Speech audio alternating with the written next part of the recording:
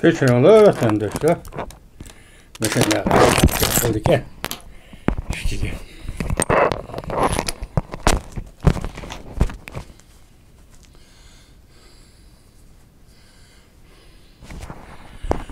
Hürmetli vatandaş, bugünkü leksiyimizi başlayıyoruz. Leksiyada sıra acırız. Washington'dan sözdeyimiz. Bugün çislağa 2024 yılı. 1. ayının 11. günü. Haftaki Perşembe vatandaş. Bugünkü vaziyetimiz doğrusu toxtalsak, kızıkarlık bir iş deyimiz ki kızıkarlık iş mi emas. Bu siyaset adamları oturusuydu, bundaq gepler bulup durdu ki onun kayındaki perde ve görünüşlerine ait murakkep buldu. Mesela alaylı tünükünlerden Tayvan'ın sabık prezidenti Ma Ying-jeou nemi dedi denler. Biz onun işinişimiz gerek. Yani kim o onunla ağzını çıkarıp şundak dedi ki biz Xi Jinping'e işinişimiz gerek. Ete sayılan bilet taşlaydı. Del şu günde Kuomintang'ın sabık prezidenti Tayvan'da Ma Ying-jeou ana işindak gepni kıldı. Endi bu gepni ahmak deseniz bu doğru gelmeydi. Yakin nadallas yak tuyuksuz ağzını çıkıp etti deseniz bu doğru gelmeydi. Bunu her taraftan tahlil qilsangiz, mesela muşu sözü arqalıq bu qatim saylamda Kuomintang namzadının prezident bulup saylanışığı emas. Belki Demokratiya Taraqqiyot Partiyasining saylanışığı avaz beriyotgandek bir gepte bu vatandaş. Çünkü namzatlarning 3 nafar, biri Kovinje sabık şehir başlığı, ikincisi Kuomintangning Hu Yuyi namzadı, prezident namzadı. Ondan Demokratiya Taraqqiyot Partisi leyçende somi için ikisi bu partinin namzatı ki növbetdeki prezident sayımının muavini. Vakatın prezident sayılımı del şundaq günde bilet taşlaydı degen günde sabık prezident Ma Ying-jeou'nun Tayvan'da bu gepni qilishi bunun da reis Xi Jinping'mi rencik bitemey. Çünkü sen benim ismim nimiş qiyğızalı sen mi diyemmeydi o. Yani onun degeni reis Xi Jinping işinişimiz gerek degen ki uçuk aşkarı Tayvanlıkның, Tayvan yaşlarının nazarında Tayvan'ı setişqa beraberdi. Bunu bugün pul qaraydigan jilla şundaq dedi bu. Tayvan'ı setiş menteqisi dedi. Yaki saylam vaziyetini qalaymakan qilish dedi. Agar sen bugün Kuomintang'a Hu Yuyi'ga bilet taşlaydigan bolsan, Kovinje'ga bilet taşlaydigan bolsan, hemmenin bileti reis Xi Jinping'e taşlangan bilet boludu dedi. Endi muşu arlıqda vatandaş Amerika Qo'shma Shtatlari Davlat Majlisida bir necha 10 nafar ikki partiya mansublari hozir Tayvan'ın demokratiyasini qo'llash ve demokratiyasini madihlash to'g'risida qaror e'lon qildi. Dal mushu kunda. Undan burun Oqsaroy Tayvan'daki saylamdan keyin Tayvan'ga prezident Joe Biden'ning yuqori darajalik amaldorlarni vakil qilib tayinlab Tayvan'ga avatidiganligi to'g'risida xabar tarqatdi. 3 tarafdan kelyapti shunaqa vatandosh. 3 tarafdan kelyapti ya ifoda bildirish degandek yoki bildirmishimizni ko'z qarashin degandek. Masalan, Oqsaroy bayonoti nima dedi? Desiniz biz Tayvan'da kimning saylanışıga taraf var emas, tarafdor emas, ya taraf bollik qilmaymiz. Kim saylansa bizning Tayvan bilan Amerikaning bo'lgan munosabati o'xshash.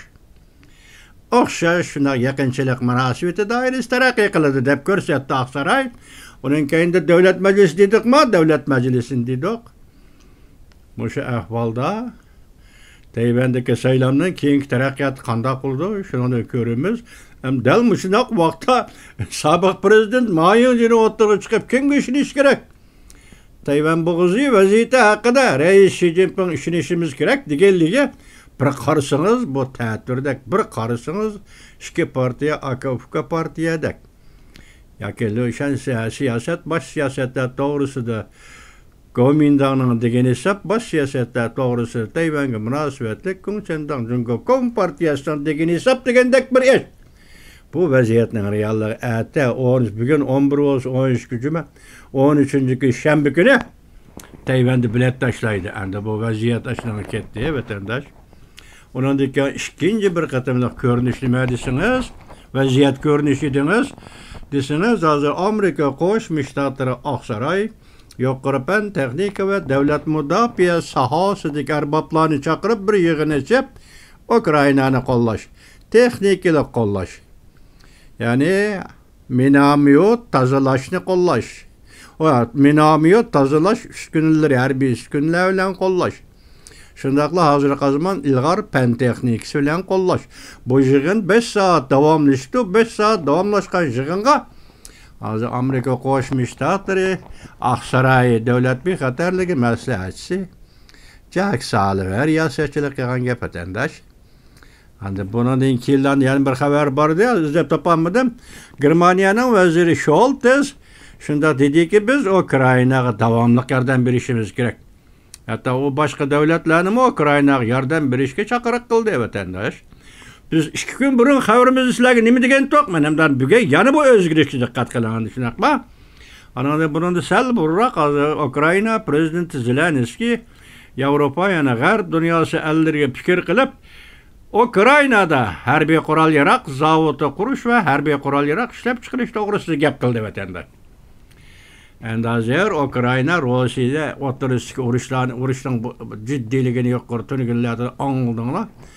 Shundaq vaziyatda hozir g'arb dunyosi yanala Ukrainaga yordam berishdan iborat bu yo'lni. Masalan, davlat majlisi bu to'g'rida masalan hozir 15-18 kunda 3 haftalik 21 kundak dam olishdan mush hafta qaytib keldi davlat majlisi a'zolari.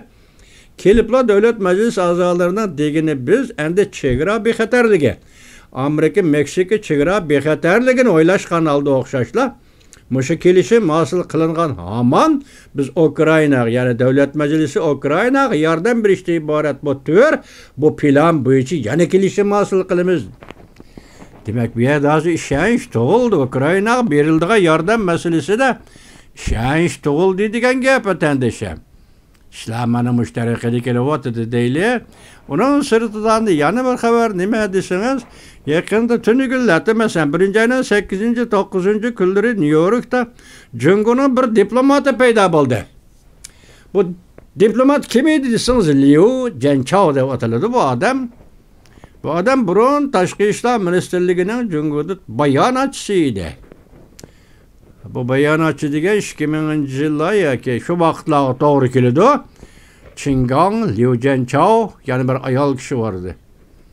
Mushular bayonotchilar edi. Bugun Liu Jianchao degan markaziy komitet, tashqi munosabat aloqa komiteti ishxonasining mudiri ekan bu odam. Endi hozir bu Amerika ovozi berilgan xabarda bu kishini kelar navbatda Jungo Tashqi ishlar ministerligining ministri qilib tayinlaydi ekan. Şu kishi New Yorkda paydo bo'ldi. New York diplomatiya munosabatlari komitetining tabriklash yoki xotirlash yig'inida masalan Amerika Jungo diplomatik munosabat o'rnatganligining 45 yilligi munosabatlar o'tkazilgan choy ziyofati nutq so'zildi. Bu Liu Jianchao shunda dediki, dedi Canacan menfaatimiz, Jungo'nun canacan menfaati dedi. Bu doğru sizlerge nurgun sözlü yok vatandaşlar. Jungo'nun canacan menfaati müstemlike Uygurustan, müstemlike Tibet, anda nöbettike Hong Kong, anda Tayvan. Muşu tüt, müstemlike Jungo'nun canacan menfaati. Bu katım Liu Jianchao arlıqtım şunda koyulgan idi. Liu Jianchao ta'kidlagan narsa nima desiniz? Jungo'nun canacan menfaatinin işçideki canacan menfaati. Tayvan meselesi. Endi bu yerda mushundaq deb takrorlayman deb o'tirib mantaqat ketkizib qo'ydigan odamlar-da bular. Hamda chataq mana mush yerda. Sen canacan menfaati Tayvan, Uyg'uriston, Tibet ve Hong Kong degan so'zni tushung tursang bu o'zingning mantaqalik gap qilganligidan darak beradi. Sen demek bugün şunu ta'kidlayman deb Tayvan şu canacan menfaatning ichidagi canacan menfaat desa, bu vaqtida faqatla Tayvan bizning canacan menfaatimiz, Tibetga, Uyg'uristonga ancha ko'ngil bo'lmasak bo'ladi. Ya gapning ma'nosi qo'yaversak, chiqib ketsak bo'ladi degan ma'no kelib chiqadi. Bir diplomat odamning shunday gap qilishi Elə ta'kidlayman, ta'kidlashni gavdlandirman deb o'zining prinsipiga o'zi qarishtirayotgan gapda. Amaliyotda sening prinsipingni hech kim prinsip deb e'tirof qilmaydi. Uni ya Tibetlar e'tirof qilmaydi, ya Uyg'urlar e'tirof qilmaydi. Nima asosing bor sening Tibet Uyg'uristonga hukmronlik qilgan? Kimsan? Bizning fikrimiz mana shundaqligi, ashina Xitoyning mantiq qurilmasi to'g'riliq masalaga tahlil qilib beryapman vatandoshim. Jonijon manfaatimiz Tayvan, jonijon manfaatning ichidagidan battar jonijon manfaat Tayvan qizil chiziqda o'tib ketishga bo'lmaydi. Buning ichida endi ikkinchi qatimda Beijingda yana o'xshashli shunda xotirlash Amerika Jungo diplomatik munosabat o'rnatganligining 45 yilligini ta'kidlaganda bu yig'inni uyushtirgan o'rinning martabasi darajasi sal o'sgandek masalan e'tibor bergandek yani bir nuqtada Tashqi ishlar ministri Wang Yi bu yig'inga bu xotirlash murosimi qatnashib nutq so'zlagan. Qayerda Beijing Diaoyutda bu Diaoyutda Xitoyningki nəhayət yuqori dərəcəlik yoki o'zi e'tibor beradigan mehmonlarni kutib oladigan sarayi shu yerda xotirlabdi. Buningda Wang Yi nima deydi desanglar,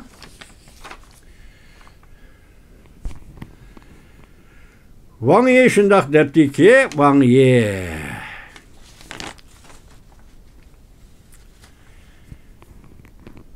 o'rtaq tunishni amaliylashtirish.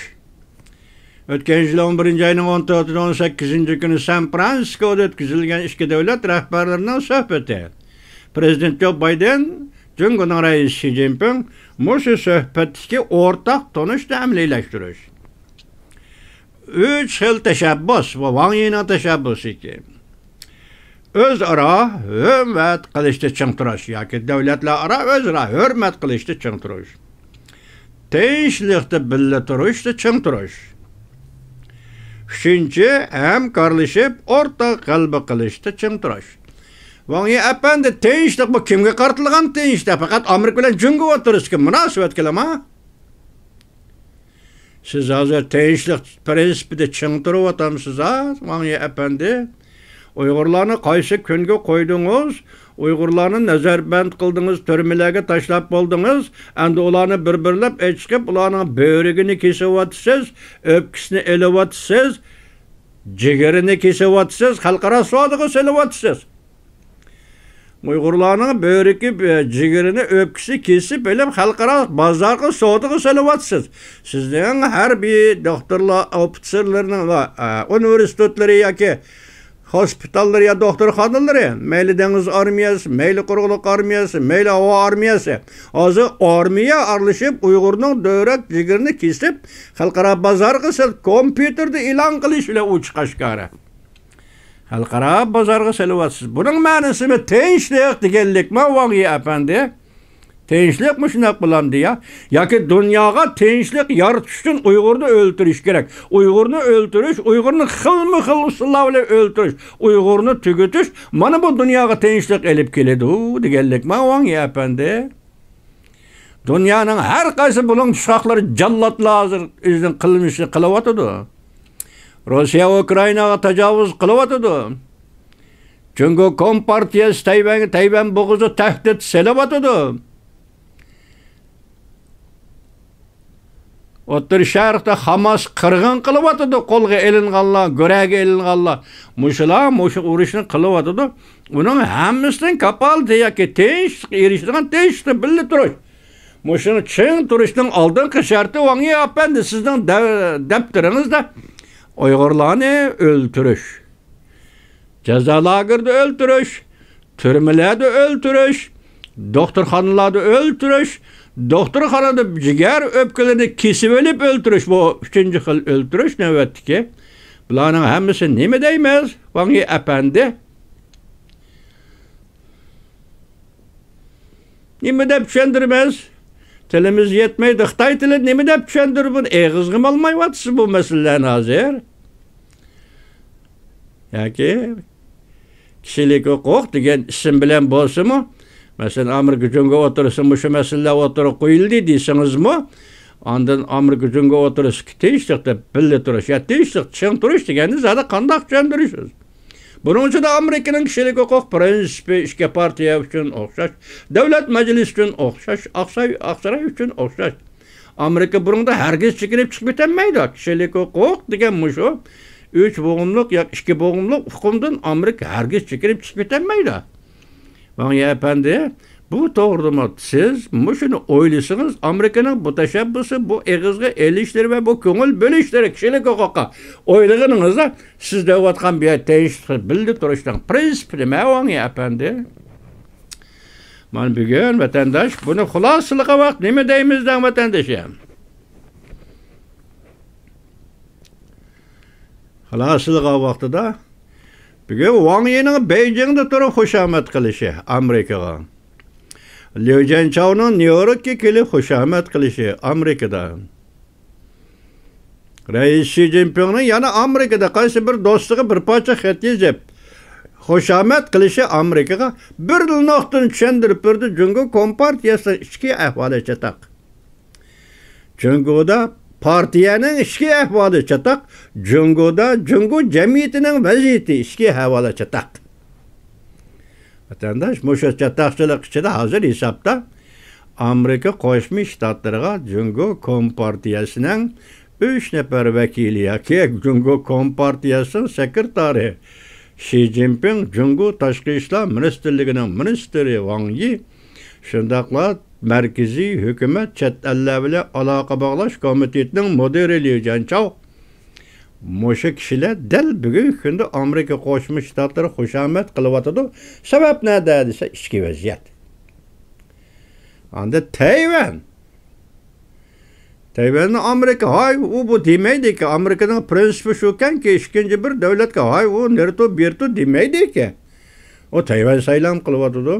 Anda mayancının hikayesi sözde pedip silah vatandaşlar kıranlar. Xi Jinping'in işiniz gerek Tayvan meselesi hal kılıştadı. Gördünüz mü? Bir noktada yanılsınız. Hazır Xitay yakit Gomindan'ın sabık prezidenti Ma Ying-jeou azımızı bop kaldı degen gap. Kaymak bop kaldı degen gap. Bu saylam aslında Reis Xi Jinping tahıma alaqsadı kaymak bop kaldı degen gap. Bu yerde bir gap Reis Xi Jinping şunu bildi ki Tayvan atımı saylamdan kim saylamdan aldığı müstakillik çakarlaydigan tayyorluğu yok. Fakat Cungo Kompartiyası'nın sekreteri Xi Jinping'in korku atkanı Tayvan'daki saylam demokratisi. Yani saylam, demokratiya, Tayvan, demokratiya, Tayvan, erkinlik degen muşu sözle Cungo Kompartiyası tahdit elip kelivatıdı.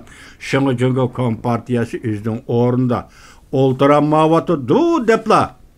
Tahlil kısınız, bu hem de uçakla aşkarı tahlil oldu vatandaş. Lakin bugün sözdeydiği vaziyetimiz manımış o. Saylam 2 gün kaldı. Bunun için de siz heyran kalmaysınız diyor lakin bir insanperverlik, ademi karşılık noktayı nazarda Garip dünyası Amerika başçılığı hatta devlet meclisinden başlap yana Ukrayna'nı kollaş kararı kilowatt kaldığıyla sizden bugünkü vaziyetten alacağın neme? Melhamınız yaki bugünkü vaziyetten hoş bulacağın royunuzga melham bulup durğan nesi benim müşürü vatandaş.